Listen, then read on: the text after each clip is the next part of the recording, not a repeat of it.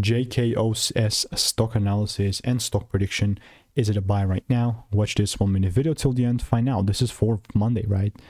Next week, Glaukos Corporation has been just melting down, and 20% is absolutely feral. It's crazy.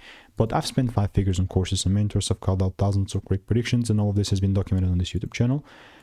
Looking at GKOS, come here. This is where we are.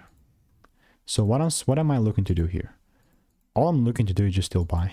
Like, you have to understand that it's still a demand area, although it's like 20% down.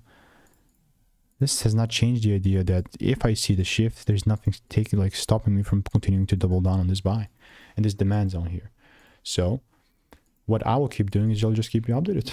Like, people overcomplicate stuff, but then again, in order for me to buy, more candles must appear and my rules must be met. And guess what? If they're not, I'm gonna go ahead and kick rocks. Like, really not that big of a deal. I have all these other ticker symbols. So what I'm not gonna do is force trades.